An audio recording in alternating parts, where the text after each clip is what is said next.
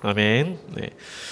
오늘 아침에 나오는데 이게 비가 많이 왔죠. 이게 비가 오면요 두 가지 마음이 듭니다. 아이고 오실 때 참 이렇게 성도님 불편하겠다 이런 생각과 함께 비 와서 오늘 놀러 안 가고 교회 오겠구나 이런 생각이 들어서 오늘 말씀의 제목을 우리는 은혜로 구원받았습니다라는 제목을 가지고 우리 하나님의 말씀을 듣도록 하겠습니다. 지금 미국이 그 인종 편견 문제로 그 심한 갈등을 겪고 있습니다. 그 미주리주의 그 퍼거슨 시티에서 그 흑인 청년 18살밖에 안 되는 그 마이클 브라운을 총으로 이제 경관이 이제 쐈는데 이것이 그 대법원에서 불기소 판결이 났습니다. 그 때문에 흑인들이 지금 현재 막 소요를 일으키고 주방위군까지 출동하는 그런 사태가 벌어졌는데요. 미국이 그 흑인이 대통령이 될 정도로 많이 인권이 개선됐다고 하지만 흑인에 대해서 여전히 인종차별이 존재합니다. 그래서 그 어떤 나라보다도 장애인에 대한 편견이 없는 나라가 미국인데 여러 가지 뭐 성숙된 부분이 있지만 인종의 편견이라는 그 갈등은 현재 진행형이에요. 이처럼 이 인종 편견에 의한 인종 우월주의 때문에 이 바른 판단을 사실 하지 못한 거죠. 이번에 그 경관이 18살짜리 그 청년을 뒤에서 총으로 이렇게 쏴게 됐는데 어쨌든 여러 가지 이 부분에 있어서 이 충분히 법원에 이 과잉 반응으로 기소가 될 만도 한데도 불구하고 이렇게 벌어졌던 것은 바른 판단을 한 데 있어서 이런 편견이 작용되지 않았나 이렇게 많이 우려하고 있습니다. 자, 이걸 보면서요. 그 당시 유대인들, 예수님 당시 유대인들이 갖고 있는 유대주의, 바로 이 선민의식이라는 이 부분이 예수님을 믿었음에도 불구하고 이러한 생각들이 고쳐지지 않으니까 이방인들이 예수님을 믿고 하나님의 자녀가 됨에 있어서도 자기들과 똑같이 되어야 한다는 그런 생각을 갖게 되는 거예요. 유대인처럼 유대인의 이 표시인 바로 이 할례, 이 포경수술 같은 이 부분을 반드시 해야 된다라고 주장을 했어요. 그러니까 은혜로 구원을 받았다라는 그 부분을 이들은 생각하지 못한 거예요. 그러나 하나님에게는 차별이 없는 거죠. 특히 구원에 있어서 그들의 신분이나 그들의 인종이 무엇이든지 차별이 없습니다.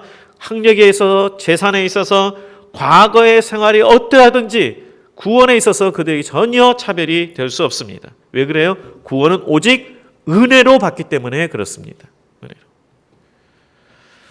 구원을 얻는 데 있어서 은혜 외에 그 당시로 치면은 율법이라든가 무슨 할례를 받아야 된다든가 이 부분에 대한 문제, 오늘로 치면은 어떤 문제냐면 선행을 해야 된다라는 그러한 부분들, 이건 결국 인간 중심의 신앙 때문에 나온 거예요. 그것은 하나님의 주권, 하나님의 방법을 알지 못하고 우리의 생각, 우리의 지식으로 보기 때문에 그런 것입니다. 이러한 논란들이 이 교회에 일어났어요. 그래서 오늘 15장 말씀이 예루살렘 최초로 교회 협의회였다. 그래서 이 문제가 바로 이방인들이 구원을 받고 돌아온 데 있어서 유대인처럼 그러한 부분을 해야 되느냐라는 부분이었는데 이 부분에 이제 결정적으로 유대인들의 하나님의 이 구원의 방법은 은혜로 된 것이지 다른 어떠한 율법 행위로 된 게 아니다라고 결정을 내리게 됐습니다. 바로 여기에 이 베드로와 그리고 예수님의 형제 야고보가 결정적인 주장을 했습니다. 베드로 같은 경우는 본인이 이 예루살렘 회의에 12년 전에 성령께서 그를 택하셔서 고넬료 가정에 가가지고 복음을 전한 일이 있습니다. 그때 그가 갔더니 하나님께서 이 고넬료뿐만 아니라 그 가족과 친구들 모든 사람들에게 말씀을 전할 때 성령이 그들에게 임하신 것을 보았고 그것 때문에 그들에게 세례를 주었습니다. 하나님께서 이들이 율법을 행한 자들이 아니에요. 그런데 그들이 하나님의 말씀을 믿고 경청했을 때에 성령이 그들에게 임하신 것을 보았어요. 그러면서 구원이라는 것이 하나님의 계획 가운데 하나님의 주도하심으로 이루어졌다는 것을 보았고 지금 이 회의 때에 그것을 강조하고 있는 것입니다. 우리 성도님들, 복음이 뭡니까? 복음. 우리가 복음 많이 이야기하는데 이 복음이 뭔가? 복음은 바로 예수님의 복음이에요. 예수님께서 행하신 말씀과 사역이 복음 그 자체예요. 죄로 멸망당하는 이 사람들을 구원하기 위해서 이 땅에 내려오시고, 그리고 모든 사람의 죄를 짊어지고 대신 십자가에 죽으신 것, 부활하신 것, 이게 복음이에요. 이 복음에는 차별이 없어요. 천민이나 귀족이나 어떤 구분이 없습니다. 모든 자에게 동일하게 주시는 복음이에요. 왜 그렇습니까? 하나님은 우리의 외적인 조건을 보지 아니하시고 우리의 마음을 보시는 분이기 때문에 그렇습니다. 믿는 자에게 차별이 없이 구원을 주시고 성령을 주시는 분이세요. 우리 8절 말씀을 보시면 8절에 또 마음을 아시는 하나님이 우리에게와 같이 그들에게도 성령을 주어 증언하셨다. 그랬어요. 성령을 주어 증언하셨다. 우리와 같이 그들에게도 성령을 주어 증언하셨다. 이 증언하다는 단어는, 이 원어는 무슨 말이냐면 모든 사람이 수긍할 수 있을 만큼 분명하게 증거했다, 이런 뜻이에요. 모든 사람이 수긍할 만한 분명한 증거. 그게 뭐냐면 성령을 주신 거다. 성령을 주신 거. 이들이 구원받은 확증이 뭐냐? 성령 받은 거다. 다른 어떤 것이 아니라. 중요한 것은요, 우리가 예수를 믿는 데 있어서 지적인 동의나 어떤 생각의 확신이 아니라 성령을 통하여 우리가 체험하는 거예요. 성령 체험하는 거예요. 우리가 예수를 믿는다고 하지만 머리의 동의, 또 지식에 불과할 수도 있습니다. 종종 보면 그런 경우가 있어요. 나는 하나님 계신 거 믿어. 그건 하나의 지식이에요. 마귀도 하나님 계신 거 알아요.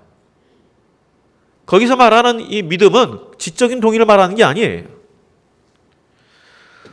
우리가 믿는다 하면서도 막연히 하나님이 계셔.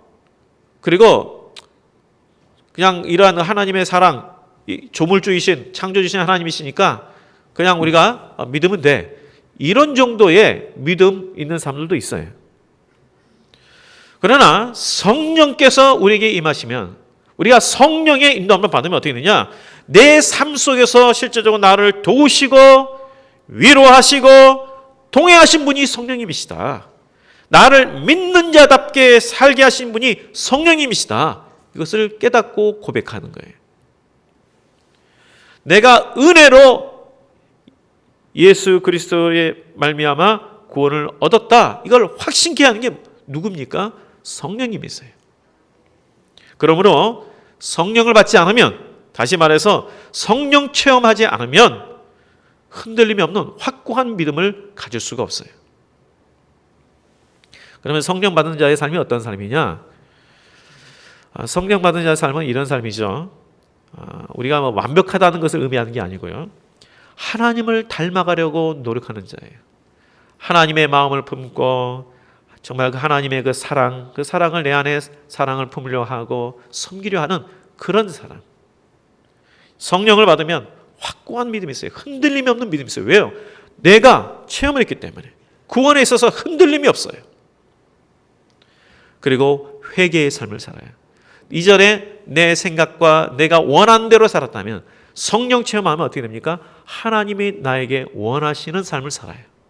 그렇게 살려고 노력해요. 그래서 하나님 나라에 대한 헌신을 해요. 이게 바로 성령 받은 자의 삶이에요. 근데 이것과 상관없이 그냥 나의 종교가 기독교고 하나님 계시구나 막연하게 생각한다면 아직 나는 성령 체험을 하지 못한 거예요. 가장 중요한 게 뭐냐? 성령 체험하는 거예요. 성령께서 나와 함께 하시는 삶이에요.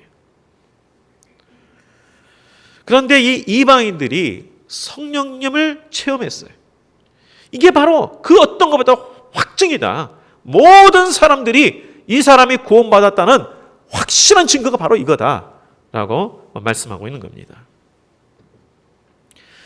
이렇게 하나님께서 성령님을 보내주셔서 이들이 회개의 삶을 살고 하나님을 향한 헌신된 삶을 사는데 그 외에 구원받기 위해서 할례가 무슨 필요가 있냐는 거죠. 우리 모두는, 여기 계신 우리 모두는 예수님의 은혜로 구원을 받은 자들입니다. 우리 11절 말씀을 우리 함께 읽도록 하겠습니다. 우리 11절 말씀. 자, 시작. 그러나 우리는 그들이 우리와 동일하게 주 예수의 은혜로 네. 여기만 그러나라고 시작하죠. 그러나 이 말은 뭐냐면 사람이 구원을 얻는 것이 어떤 율법을 행하는 것이 아니라 예수 그리스도의 은혜로 말미암았다. 강하게 강조하고 있어요. 이 은혜라는 단어, 원어는 카리스라는 단어인데 그전에도 종종 말씀드렸죠. 은혜라는 게 뭐냐? 나는 받을 자격이 없음에도 불구하고 베푸는 자가 기쁨으로 사랑으로 주는 것. 이게 은혜예요. 나는 자격이 없어요. 받을 자격이 없어요. 그런데 주는 자가 사랑으로 기쁨으로 베풀어 주면 이게 은혜예요. 그러므로 구원이 예수 그리스도의 은혜로 이루어진다는 것은 우리가 다 율법을 다 지키지 못했어요. 이 땅에 봤을 때 우리가 그렇게 선한 삶을 살지 못했어요. 그럼에도 불구하고 하나님께서 우리를 기뻐하셔서 그래서 주시는 것이 은혜로 주시는 구원이에요. 그래서 구원은 내가 이루는 게 아니고요. 받는 거예요. 구원은 내가 구도를 해서 이루는 게 아니라 뭐라고요? 구원은 받는 거예요. 스스로의 힘으로 얻는 것이 아니라 대가로 얻는 것이 아니라 은혜로 받는 거예요. 오늘날도 그래서 그 당시 유대인들과 비슷하게 구원을 얻는 데 있어서 선을 행해야 한다라고 주장한 사람들이 있습니다. 언뜻 들으면 맞는 것 같아요. 그러나 선행은 구원의 조건이 아니에요. 선행으로 구원을 받는다면 그건 은혜로 구원받는 것이 아니라 대가로 구원을 받는 거예요. 나 선을 이만큼 했기 때문에 구원받는 건 대가 구원이에요. 그래서 선행은 구원의 조건이 아니라 구원받았기 때문에 행하는 그리스도인의 삶이에요. 무슨 말이냐면 우리가 구원받기 위해서 선을 행하는 게 아니라 구원받았기 때문에 선을 해야 된다는 거예요. 이 차이를 잘 기억하세요. 선행은 구원의 조건이 아니라 우리가 구원받았기 때문에 하나님의 자녀가 됐기 때문에 행해야 되는 삶이 선하는 삶을 사는 거예요. 우리가 대가가 아니라 은혜로 구원받았다는 것을 깨닫는 자가 타인에 대해서 관대해요. 내가 구원받을 만한 자격이 없는데 그럼에도 불구하고 예수님께서 나 같은 죄인도 살리셨구나. 이걸 깨닫는 자가 다른 사람에 대해서도 긍휼히 베풀 줄 알고 이들을 용서할 수 있는 마음이 더 생겨요. 대가로 내가 구원을 받았다고 생각하는 사람은 그렇지 못한 사람들 정죄해요.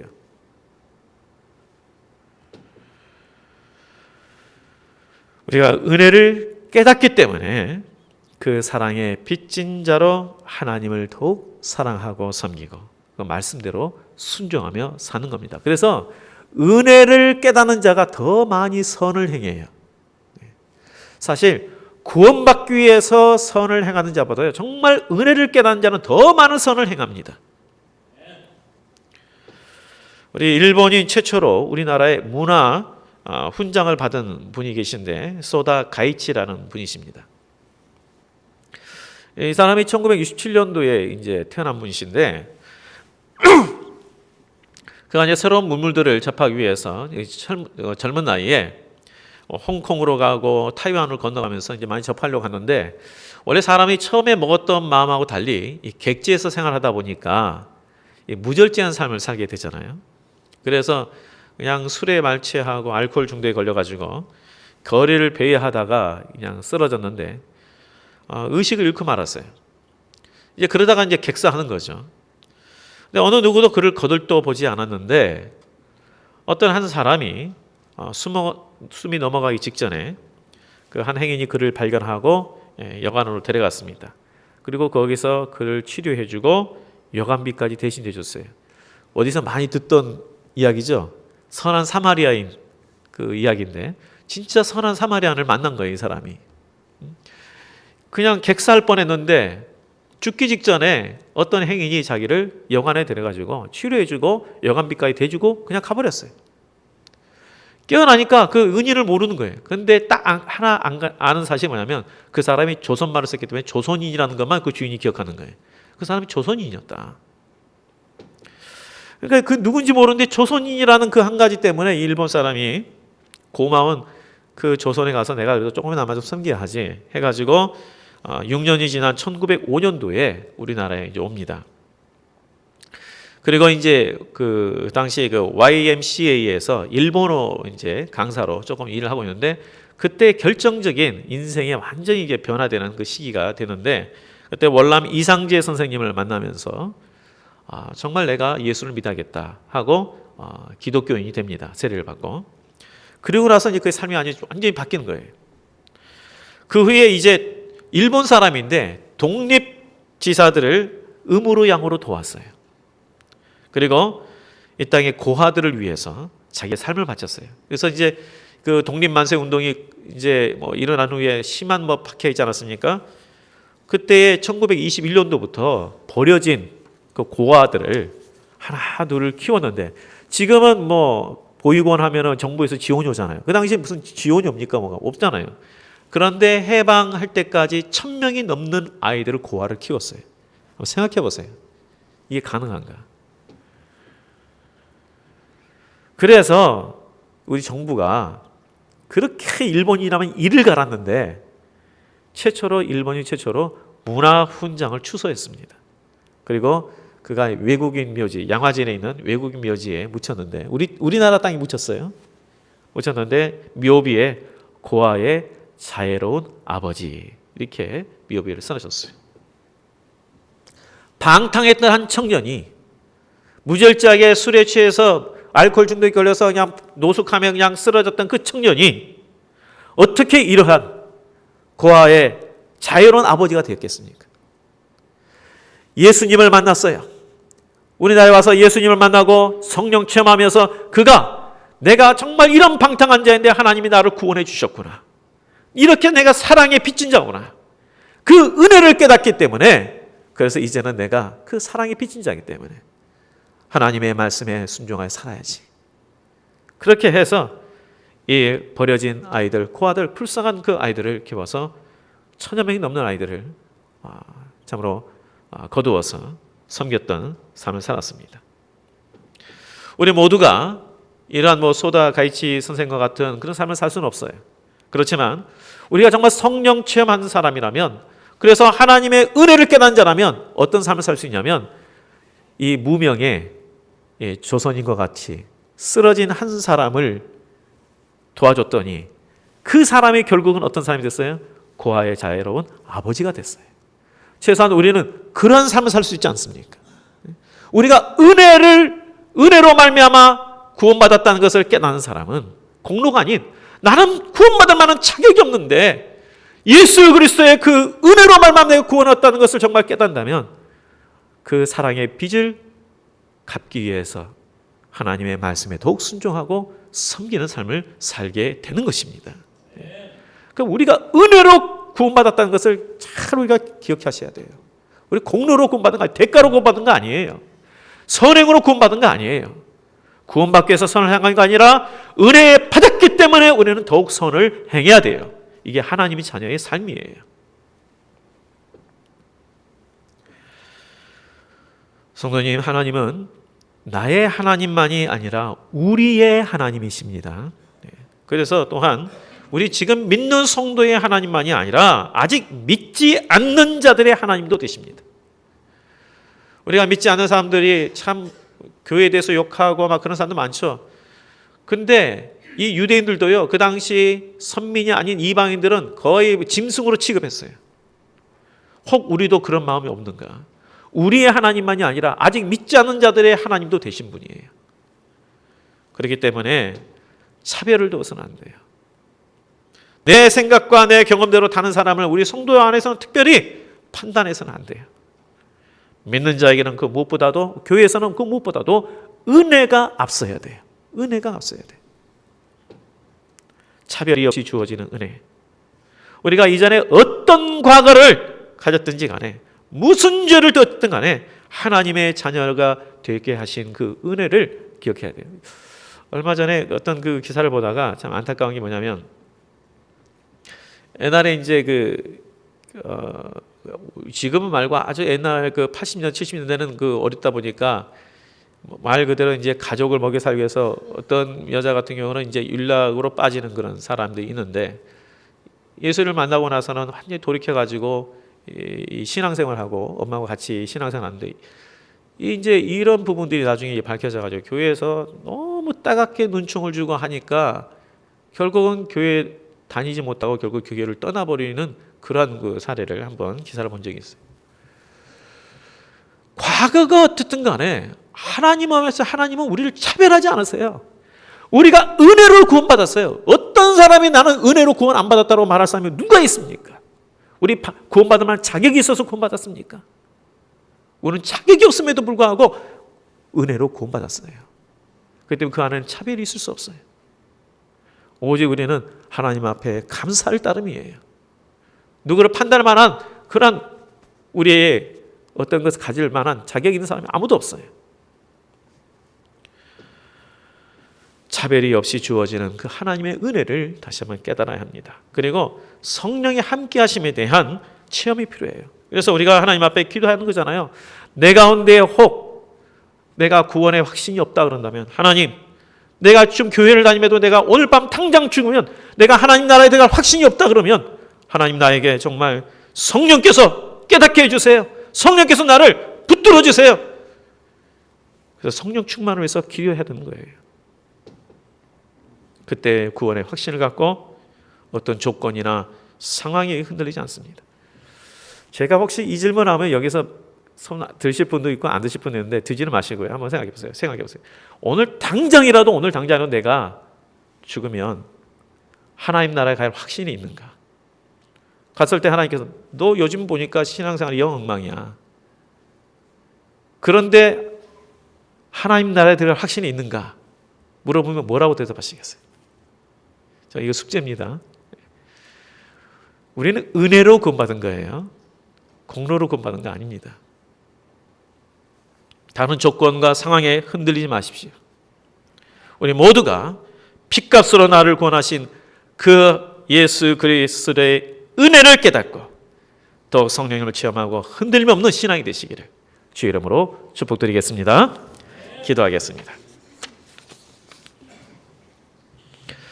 하나님 아버지, 다시 한번 내 자신이 하나님의 구원을 얻을 만한 자격이 없는 참으로 너무나도 부족한 자임에도 불구하고 예수 그리스도의 은혜로 구원받은 것을 다시 한번 깨달아 이제는 하나님의 자녀답게, 은혜 받은 자답게 더욱 주의 뜻을 행하며 사랑의 빚진 자로 사랑을 베풀고 살아가는 우리 모든 성도들 되게 하여 주옵시고, 어떠한 환경과 조건에서도 흔들림 없는 믿음으로 하나님과 동행하는 삶들이 다 되게 하여 주시옵소서.